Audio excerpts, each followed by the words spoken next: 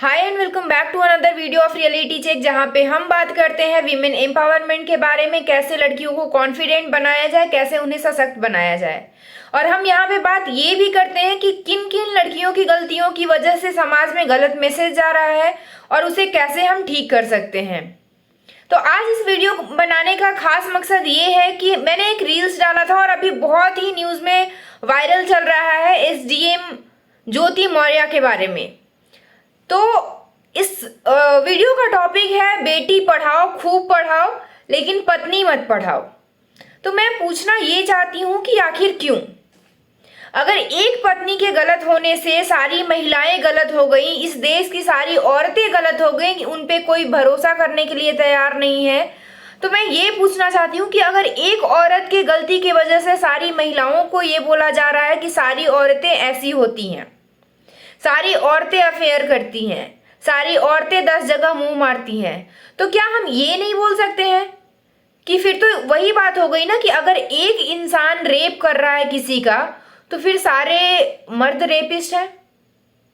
ये भी तो बोल सकते हैं। अगर एक औरत की वजह से सारी औरत गलत हैं तो फिर हम ये भी बोल सकते हैं। और बात यहाँ पे ये है कि ठीक है, एक ज्योति मौर्य ने किया और मैं 100% बोल रही हूँ कि जो भी ज्योति मौर्य ने किया ये बिल्कुल गलत है और इस चीज़ का उसे सबक मिलना चाहिए था। और जिस तरीके से उसको लोग क्रश कर रहे हैं, उससे बद्दुआएं दे रहे हैं, तो उसे फल मिल रहा है। बट क्या ये सही है कि एक बीवी के ऐसे करने की वजह से सारी जो भी लड़कियां, जो भी औरतें बाहर पढ़ रही हैं, उन्हें घर बुला लेना ये बोलकर कि औरतें जब पढ़ लेती हैं तो मर्दों को वैल्यू देना बंद कर देती हैं? तो क्या हम एक रेपिस्ट की वजह से सारे मर्द को बोल दें कि वो रेपिस्ट है?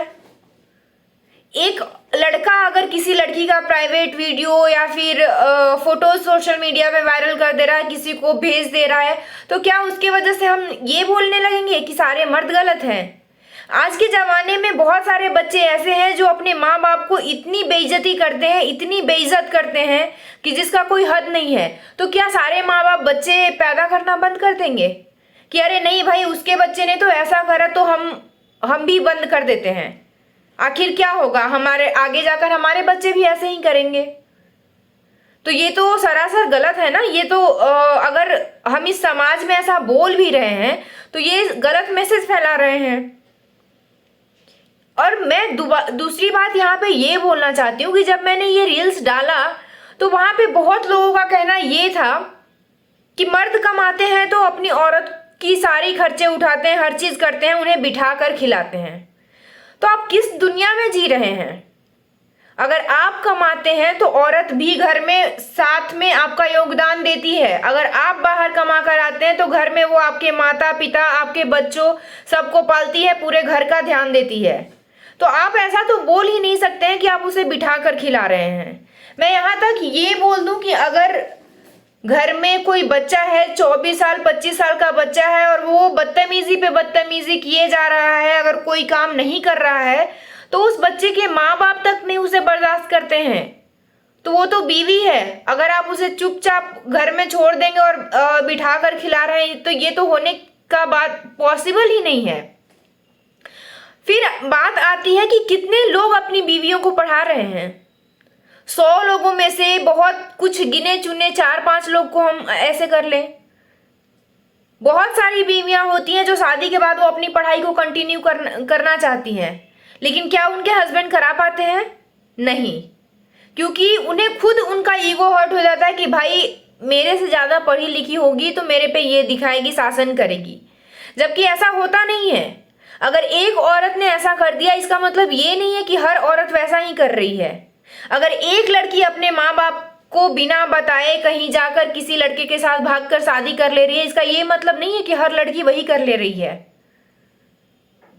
तो ये तो सरासर गलत है ये बोलना सोशल मीडिया पे आकर कि भाई पत्नियों को मत पढ़ाओ। तो एक पत्नी की बिगड़ने की वजह से सारी पत्नियों को हम नहीं बोल सकते हैं। आज एक ज्योति मौर्य ने किया तो सारे मर्द समाज को ये आ रहा है कि भाई पत्नी मत पढ़ाओ। लेकिन क्या आपको ये पता है कि कितनी बीवियां रात दिन जगकर मेहनत करके अपने सारे गहने जेवर सारे बेच दिए अपने पति को कामयाब बनाने में, और बाद में क्या होता है, वही पति जब दरोगा बन जाता है, एसडीएम बन जाता है, एसपी बन जाता है, तो वो कहीं और अफेयर रखता है और साथ में उसकी बीवी को रखना, बीवी उसके साथ रहना मजबूरी हो जाता है, क्योंकि अब वो कहीं जा नहीं सकती है, उसके पास बच्चे हैं, वो खुद के लिए स्टैंड नहीं ले पाती है, क्योंकि वो कुछ करना जानती नहीं है, वो पढ़ी लिखी है नहीं उतना कि वो खुद के लिए कुछ कर सके। तो ये क्यों नहीं देख रहे हैं?